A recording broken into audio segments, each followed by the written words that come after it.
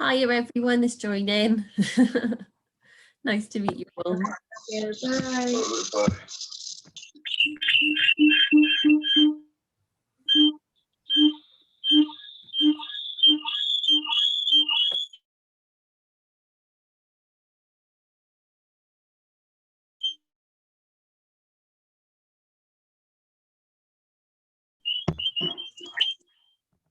Brilliant. We'll just let everyone and then we'll get started.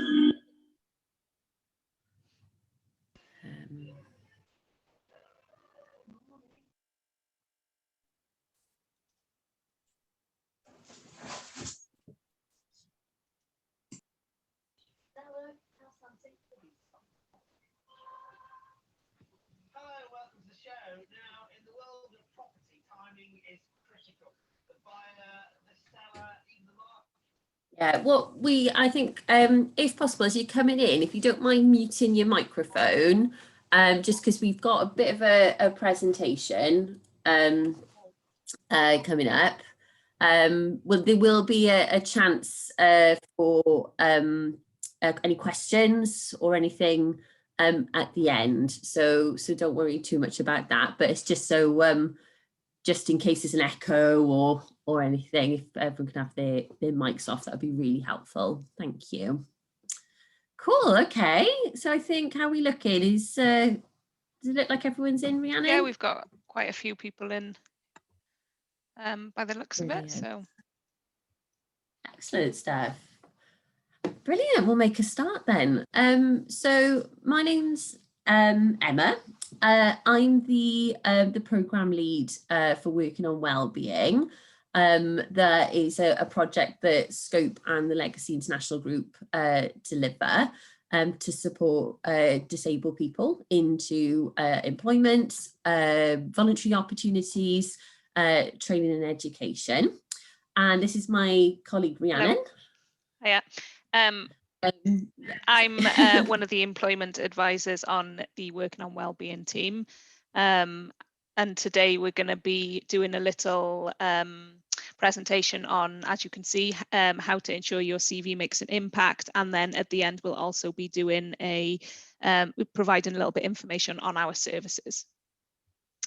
Yeah, so I think Rhiannon's going to kick things off with, as you see on the screen, kind of work to do with CV, bit of an insight in the kind of support that we can give, and then I'm going to follow up with a bit more information about how you can get involved if you would like. So over to you, Rhiannon. Okay, thank you.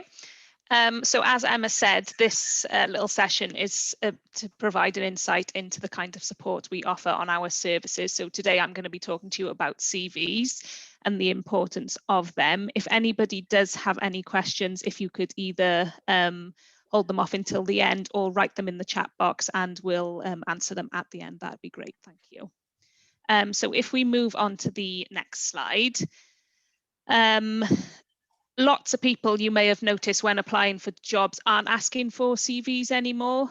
More and more employers are asking for application forms instead, but CVs do still have a really important role when you are searching for a job. There's lots of online platforms such as Indeed, LinkedIn, and social media sites that do require you to have an online CV.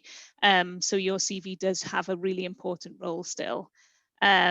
You can't, a lot of these websites such as Indeed, you can't register until you upload your CV, and you can make that CV public so that your the employers can search for you as well and see that you've got the job skills for necessary jobs, and they can contact you that way. So they're really handy tools. If that's something you haven't done, it is worth doing. We're going to move on to look at what a CV's job is. Everybody's CV does have a really important job. It's there to get you an interview. Sorry, I'm not sure. It just come in. If you join the webinar now, could you just mute your microphone? We're getting a bit of an echo, but you will have a chance to ask any questions at the end, or as Rhiannon said, put them in the chat. Sorry, Rhiannon. It's okay. So your CV does have a really important job. It's there to get you an interview. If it doesn't get you that interview, then technically it's redundant. So it's there basically to get you to the next stage of the recruitment process. It is a tool to list your skills, your experience, qualifications. The potential employer will see your CV before they see you, so it needs to have an impact. So remember, the CV is the document that sells you to the employer, and so you need to make sure that you have a positive initial impression when you are writing your CV. And within our programs, this is something that we can support you with. If you haven't got a CV or if it needs updating, then we can support you with that. Okay. So if you move on to the next slide. Research from James Reed, who's the chairman of Reed, said that on average, a recruiter will only look at your CV for 7 seconds. So that's not a lot of time. So it's really important to make sure the information you have on your CV it's not too cluttered, and you just highlight the most important information on your CV. James Reed has also written a book about it. Sorry. So if anybody's interested in getting more information on that, I can let you know what that is. We have done our own research, however, and we spoke to lots of colleagues and friends who employ, manage and recruit people, and this is what they told us. So when we are recruiting, we asked how long on average do they look at a CV. So as you can see, we have less than 30%, 15% said less than 30 seconds, 10% said less than a minute, 25% said 1 to 2 minutes, 45% said 2 to 5 minutes, and 5% said 5 to 10 minutes. Okay, so it doesn't quite line up with what James Reed found. However, you can see almost half of the people we asked spend 2 to 5 minutes on a CV, which isn't a huge amount of time, but it is enough to read a couple of pages if there's not too much information on your CV. Your CV should include your personal details. Not everyone puts their address on their CV, but it is important to have your telephone number and email address so that they know how to contact you if they want to invite you for an interview. Your personal profile, so this is where you sell yourself and highlight your strengths. Your key skills should be listed on there, your employment history and qualifications, and it's optional then whether you have a hobbies and interest section or additional information where if, for example, you have gaps in your CV, you can contain that information there and why you have gaps in your CV. So next we're going to look at what's the most important aspect you look for when looking at a CV. Okay, so this again is from our own research with the people that we asked. 68% said that you've got the experience to do the job, and 32% said key skills. Okay, so this is where where job adverts and job and person specifications really need to be thought about, because your CV needs to match what it says on there so you have the best chance of being asked for an interview. We also asked what would put recruiters off a CV, okay, and this is what they said. So 35% said if you had a photograph on there. So if you do have photographs or little emojis or anything on your CV, then it may be worth rethinking those. Spelling mistakes, so 95% said that would put them off a CV. So always proofread, use the spell check on computers and ask somebody else to read over your CV. Informal language, oh sorry, Emma, poor CV, yeah. Poor CV layout. 35% said this. So again, this is something we can support you with in our programs to make sure that the layout it's structured really nicely. 55% said informal language, which again, I guess interlinks with spelling mistakes. And finally, 60% said an unprofessional email address. So if you have got an old email address or one maybe that's a little slightly unprofessional, maybe think about creating a new account. It doesn't take long, and it could be specifically for an employment related email address. Okay. We also asked our recruiters, do they read cover letters? Okay, so we firstly had 25% saying yes, they read them after they read the CV. Then after that, we had 40% saying yes, they read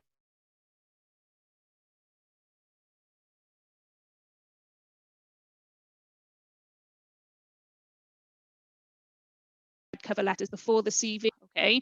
For those of you that maybe don't know about cover letters or don't have one, you should send a cover letter when you apply for a job with a CV. So write it as a formal letter and attach it to the email along with your CV. A strong cover letter can help a weaker CV to shine.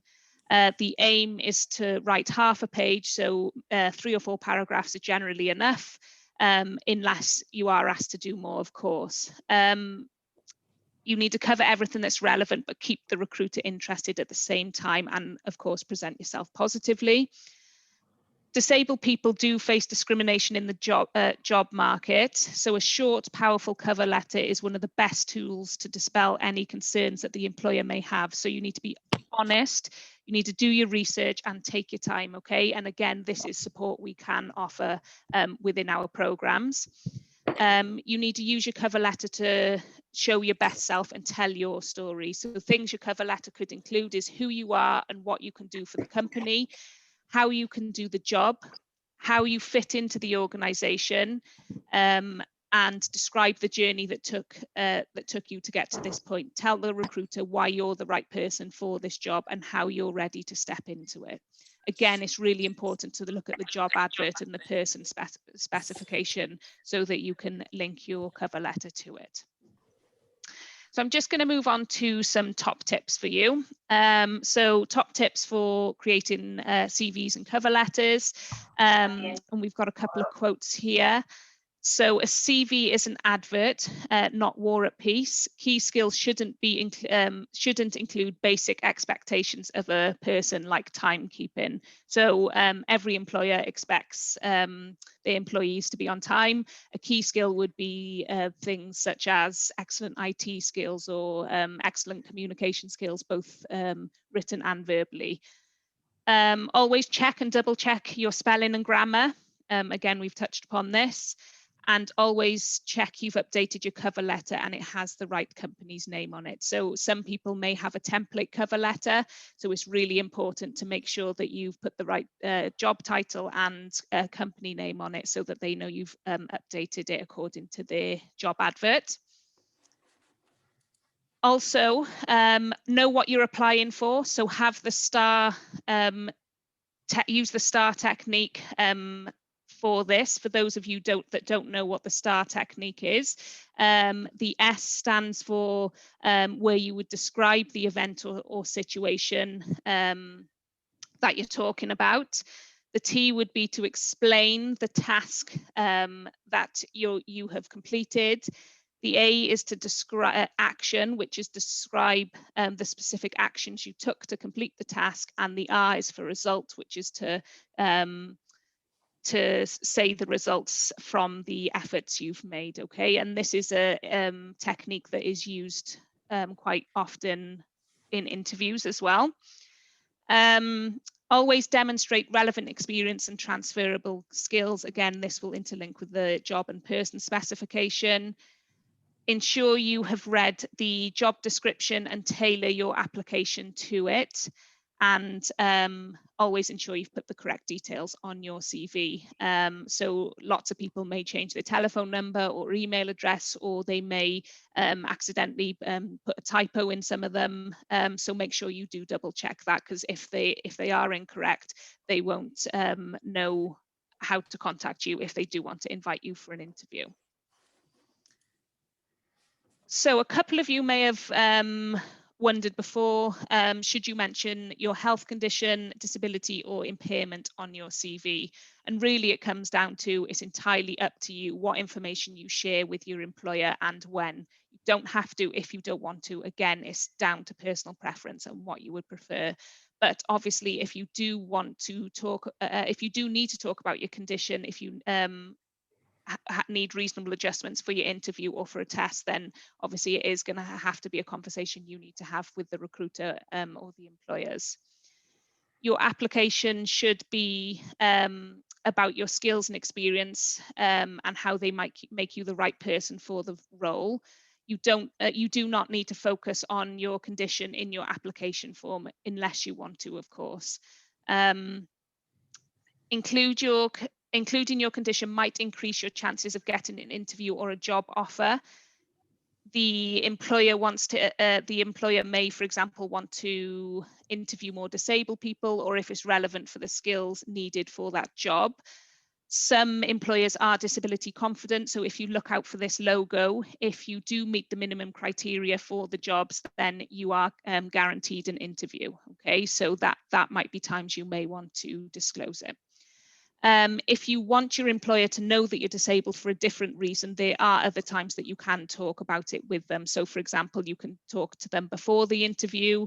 If you want them to know before you meet, you can talk to them about it once you've been offered the job, and then you can get support in work for reasonable adjustments. But remember, the interviewer usually doesn't see equal opportunity forms. So if you do get asked to fill out one of these, don't worry about disclosing it on those, because generally the recruiters don't see them.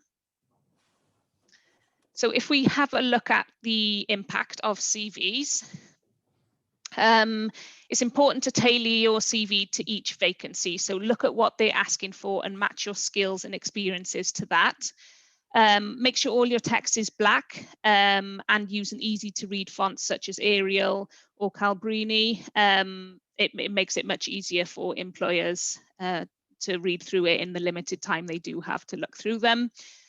Use bold or underline for section headings. Be consistent and use the same font and formatting throughout.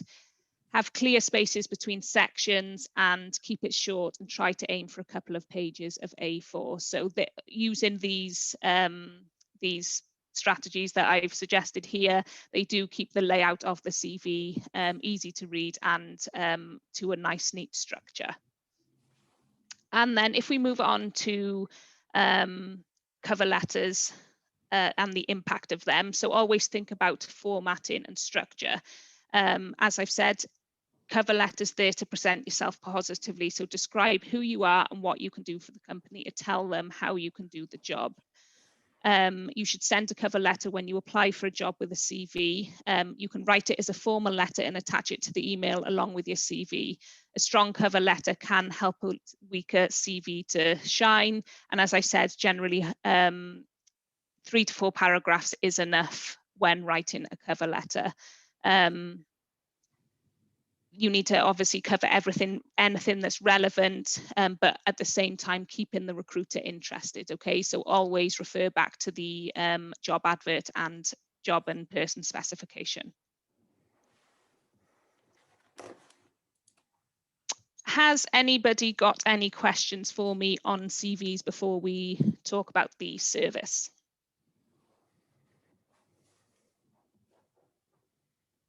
I'm not sure if this is there anything in the chat, Rhiannon? I can't. No, nothing in the chat. Screen. Sorry. Brilliant. Okay then. So we'll move on to tell you a little bit more about the employment support services within the Working on Wellbeing project then. So just to start with, who can we support?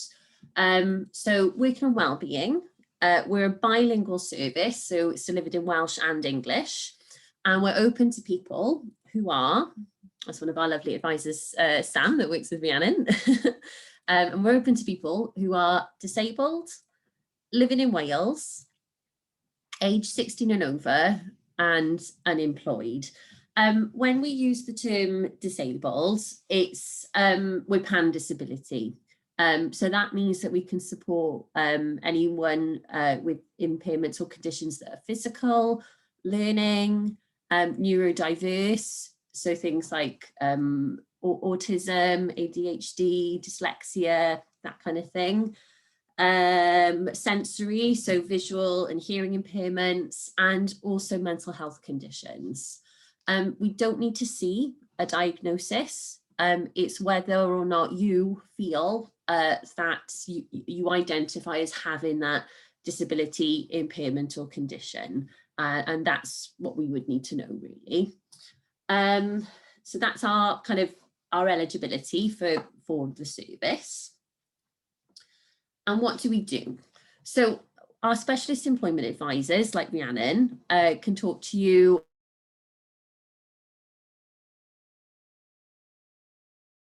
about the support you need to go, what you'd like to do. Some people don't know that when they come into our service, which is also fine. And we've got tools that we can use to help kind of look at your hobbies and interests, and from those kind of, and your experiences and qualifications, and take a look at those and see what kind of jobs might suit you. So there's lots of things that we can do, whether you know what to do or if you don't know what your career goals are. We'll help you grow in confidence, assertiveness and independence. So, you know, we're there to kind of give you those skills, that skill set, so you're able to kind of go forward then independently, and you have those skills for life, hopefully. Like today that Rhiannon has gone through, we help you write your CV. So Rhiannon's given a really comprehensive look at kind of what makes a CV stand out and covering letters. But if you've got a CV already, we can help kind of build on that. Or if you don't have one, we have templates that we can use to build them from scratch with you. So for you and your advisor to do together. So there's lots of ways we can help there. We've developed your interview skills. So we know that's changed quite a lot due to the coronavirus. There's no face-to-face interviews really anymore. A lot of it is digital. So we can help you prepare for those interviews, do mock interviews. We have access to different kind of video platforms like Zoom that we're on now, but also Microsoft Teams and Skype. So you can get used to using this technology before going into the interview, which a lot of our customers have fed back that has been really helpful for them. You know, the main aim of our service is to help you find and apply for voluntary work, training, education and employment opportunities, and keep them, you know, so that is our main aim, to work with you with the service, and it's as we're very customer led, so it's whatever you want to achieve with us, that's what we will help you find. And as Rhiannon talked about earlier, you know, we can have that conversation, give you that guidance and be that sounding board for you about whether you want to talk about disability in the workplace.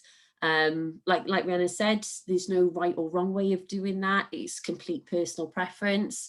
But we're here to listen and kind of be that sounding board before you go to an employer. So how do we do it?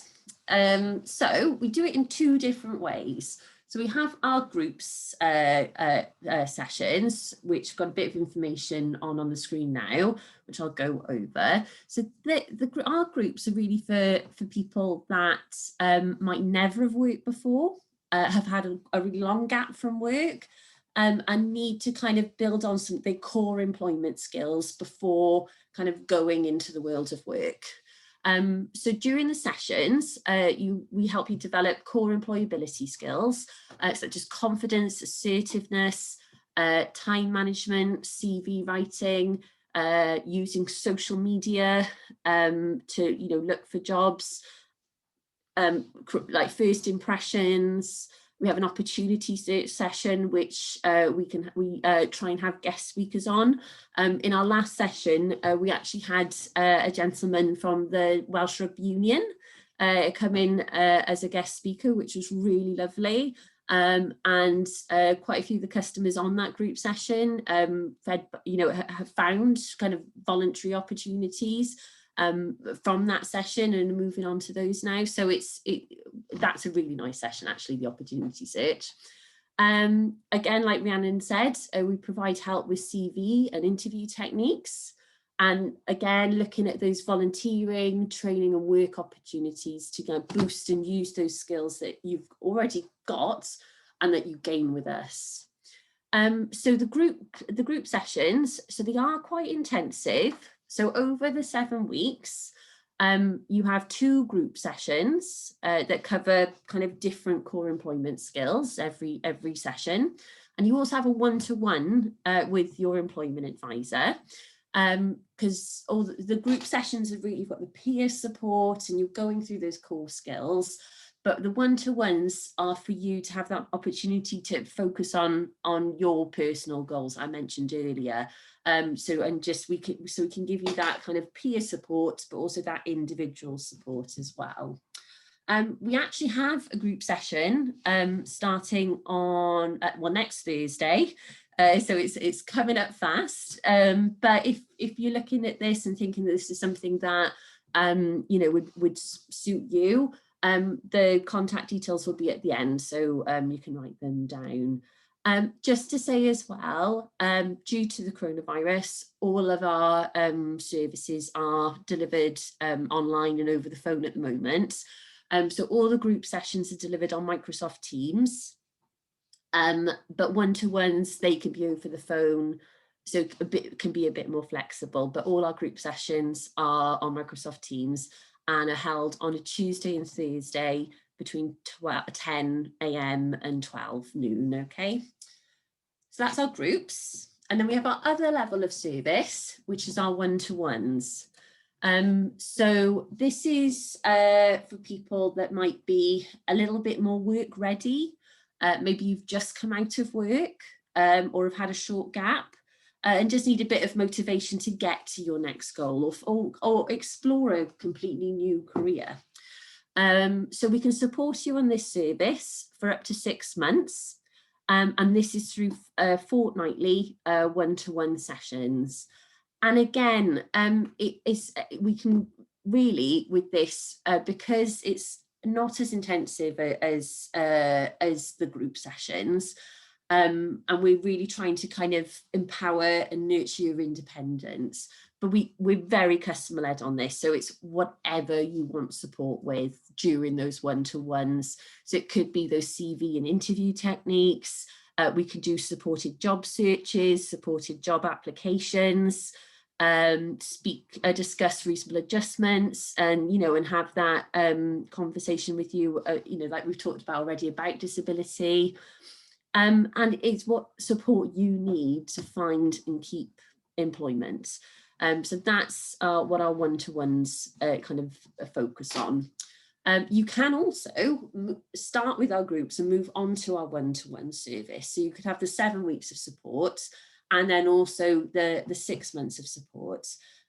So, there's lots of options there as well.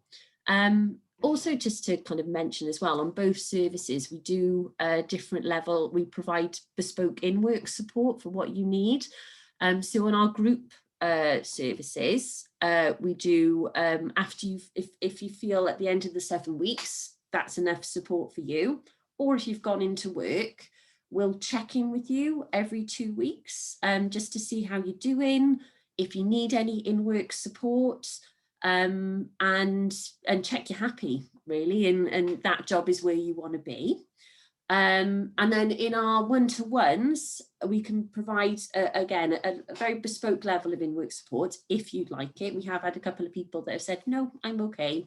But if you did want that support, it is there for you. So we can talk about access to work applications, request reasonable adjustments, talking about disability in the workplace. So we can support you with those conversations and with the applications. And then we also check in then at 13 weeks and 26 weeks. I was trying to, my mind went blank then. So 13 weeks and 26 weeks. Again, just to make sure that that job is where you want to be, and you're happy.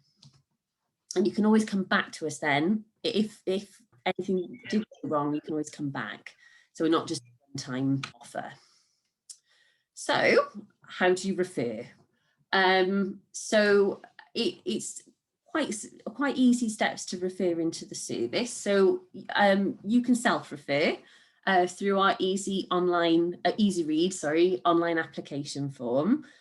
Or if you've got a support worker or a work coach or someone supporting you, they can do that on your behalf as long as you give them verbal consent. So our online form is really straightforward. We don't ask for much information at that point because of GDPR and data privacy. So if you're self-referring, we would ask for your first and last name,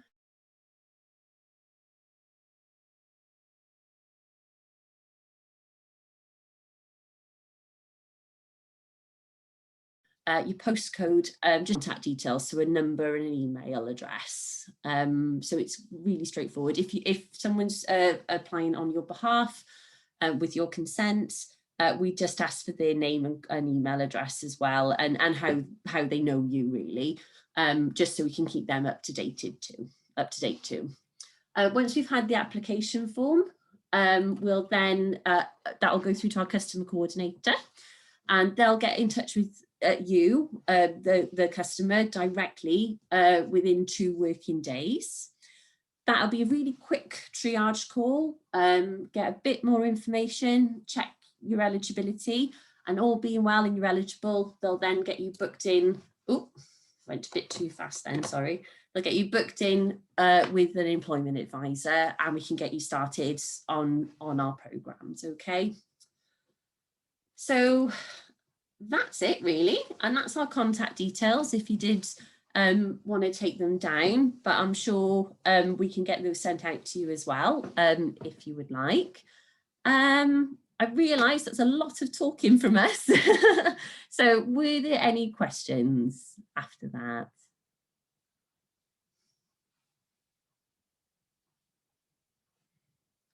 No, I think that silence is a no.